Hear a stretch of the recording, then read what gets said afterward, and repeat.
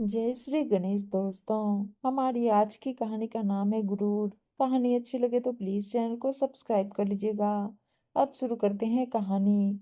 भाभी यह देखो, कांचीपुरम साड़ी 15,000 की ली है। दूसरी साड़ी दिखाते हुए, यह वाली साड़ी 10,000 की है। इस तरह अपनी साड़ियों की नुमाइश करते हुए दीप्ति अपने मायके में माँ और भाभी को अपनी साड़ियां दिखा रही थी। भाभी हाथ लगाकर देखो, इतनी महंगी साड़ियां तुमने कभी देखी नहीं होंगी।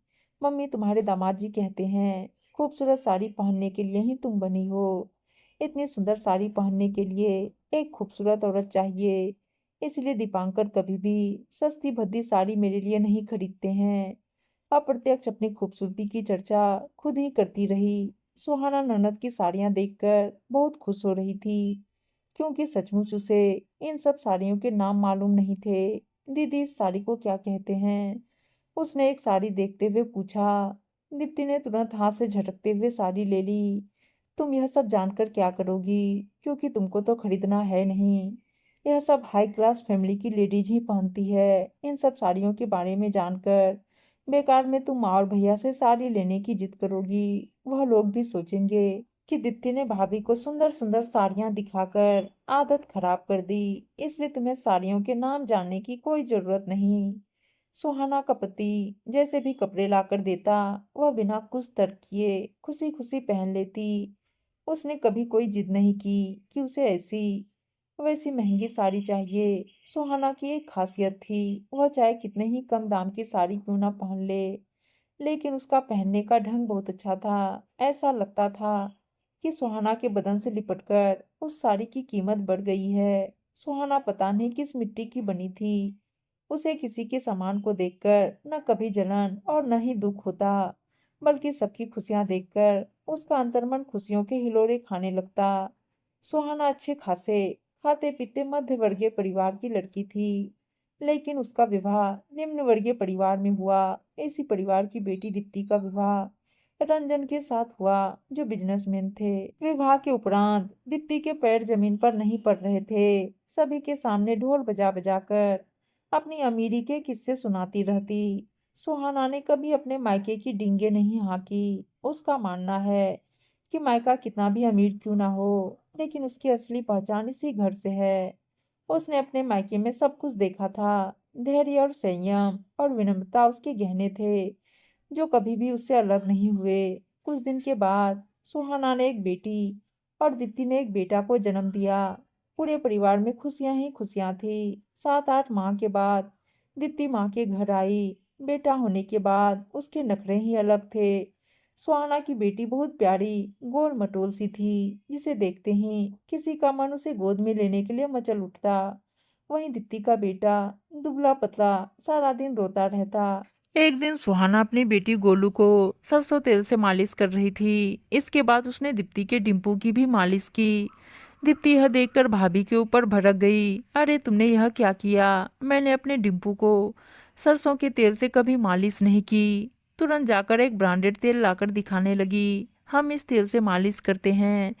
सुहाना ने कहा, सॉरी दीदी, मुझे मालूम नहीं था। दरअसल मैं गोलू को सरसों के तेल की ही मालिश करती हूँ, इसीलिए। दोपहर में सुहाना ने गोलू को दाल का पानी पिलाया। इसके बाद उसने डिम्पू को भी दाल का पानी 2 चम्मच ही पिलाया था कि तभी दीप्ति जोर से चिल्लाई, अरे नहीं भाभी, उसको यह मत खिलाना। मैं इस समय बच्चे को जूस पिलाती हूँ। और हाँ, जो तुमने खिचड़ी बनाई है वह तुम अपनी बेटी को ही खिलाना।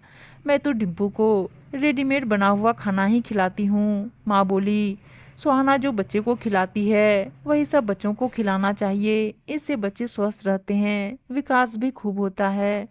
दीप्ति चहककर बोली, वह सब मुझे पसंद नहीं। दीप्ति की हर बात में पैसे का गुरूर दिखता था। मम्मी, मेरे डिम्पू को ज्यादा कोई गोदी नहीं उठाता है। सारा दिन सभी गोलू को ही गोद उठाकर दुलारते रहते हैं। कुछ समय के बाद सुहाना के सुंदर पालन पोषण से गोलू पर असर दिखने लगा। वहीं डिम्पू हमेशा ही बीमार रहता था। डॉक्टर ने उसे हरी सब्जियां, दालें, फल यह सब खाने की सलाह दी। डिम्पू बड़ा होने लगा। उसे बाहर के ही खाने की आदत पड़ गई। घर का खाना वह बिल्कुल पसंद नहीं करता। दीप्ति भी अपने बेटे को मुहवस उसके पसंद का ही खाना मंगा कर देती थी। नतीजा यह हुआ, उसके लीवर में प्रॉब्लम रहने लगी।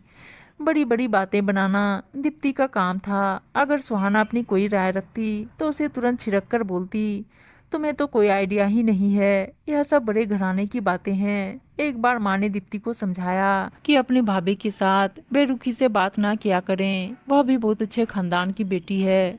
उसने भी अपने घर में सब कुछ देखा है, लेकिन उसने यहाँ कभी अपने मायके का ढिंढोरा नहीं पीटा। मेरी जैसी भी परिस्थिति है उसी के साथ सामंजस्य बैठा लिया। दीप्ति मुंह बिचकाते हुए सिर्फ हूँ बोली। वक्त का ऐसा पहिया घुमा कि दीपांकर का बिजनेस ठप हो गया। इससे उबरने के लिए उसने बहुत कोशिश की, लेकिन बिजनेस को बचा ना पाया। धीरे धीरे जमा पूंजी भी खत्म होने की कगार पर आ गई, क्योंकि दीप्ति का हाथ तो खुला था। दीपांकर को दूसरा बिजनेस खड़ा करने के लिए पैसों की आवश्यकता थी, लेकिन उसके जो गहरे मित्र थे उसे देखते ही कन्नी काटने लगे। सोचते कहीं पैसों की मांग न कर दे। दीपांकर अर्श से फर्श पर आ गए। इन सभी परिस्थितियों का डिम्पू पर बहुत बुरा असर हुआ। वह मैट्रिक की परीक्षा में फेल हो गया। दोबारा पढ़ने के लिए आर्थिक व्यवस्था नहीं थी। दीपांकर और दीप्ति अब सोच सोचकर बहुत परेशान रहने लगे। कुछ दिनों के बाद दीप्ति अपने मायके आई। घर वालों से उसकी हालत छुपी न रही। सुहाना ने कहा, दीदी आप धैर्य से काम लीजिए, जीजा जी से दोबारा अपने बिजनेस को खड़ा करने के लिए कहिए, सब ठीक हो जाएगा। दीप्ति के सब्र का बांध टूट पड़ा और वह भाभी के गले लगकर रोने लगी। अब बिजनेस तो दूर, खाने के लाले पड़ गए हैं। सुहाना को अपनी ननद की ऐसी हालत देखकर बहुत दुख हुआ। वह बोली, आप डिम्पू की चिंता ना करें, उसका दाखिला गोलू के स्कूल में ही करवा दूंगी और उसकी पढ़ाई की जिम्मेदारी हम लेते हैं। दीदी आप भी तैयार हो जाइए, आज शाम को गोलू के स्कूल हम सभी को जाना है। किस लिए? दीप्ति बोली, गोलू अपने जिले में पहला स्थान पाई है, इसलिए उसके स्कूल में उसको सम्मानित किया जाएगा। स्कूल की तरफ से हम सभी को इनवाइट किया गया है। दीप्ति सोचने लगी, उसने जिंदगी के कितने खूबसूरत हसीन पर पैसों के गुरूर में ही खो दिए हैं। काश वह भी अपने परिवार को सुव्यवस्थित रखती तो शायद आज ऐसी नौबत नहीं आती। दूसरे दिन दीप्ति वापस ससुराल जाने लगी तो माँ बोली, कुछ दिन और ठहर जाओ। नहीं माँ, अब मेरी आँख खुल गई है, मुझे भी भाभी की तरह अपने परिवार को सहेजना है। चलते समय सुहाना ने अपनी ननद की मदद के लिए उसके हाथ में 1 लाख दिए और कहा, दीदी इन पैसों से शायद कुछ आपकी मदद हो जाए। दीप्ति को अपनी आंखों पर विश्वास नहीं हो रहा था कि उसके मायके में इतनी मोटी रकम भी होगी। उसकी आंखें फटी की फटी रह गई। वह बोली, इतना पैसा कहाँ से आया? सुहाना बोली, दीदी मैंने थोड़ा थोड़ा करके गोलू की पढ़ाई के लिए बचाए थे। अभी इन पैसों की उसे जरूरत नहीं है। आगे की पढ़ाई के लिए उसे स्कॉलरशिप मिल गई है और स्कूल की तरफ से उसकी पढ़ाई फ्री कर दी गई है। अभी इन पैसों की आपको आवश्यकता है। दीदी अपने किए पर बहुत शर्मिंदा थी। भाभी को गले लगाकर रोने लगी, भाभी मुझे माफ कर दीजिए, आपने मुझे सही सीख देने की कई बार कोशिश की, लेकिन मैं हमेशा अपने अहंकार में चूर रही। अपने आप को धुतकारते हुए बोली। उम्मीद है दोस्तों कहानी अच्छी लगी होगी और अच्छी अच्छी कहानियाँ सुनने के लिए चैनल को सब्सक्राइब और वीडियो को लाइक शेयर जरूर कर दीजिएगा। धन्यवाद दोस्तों।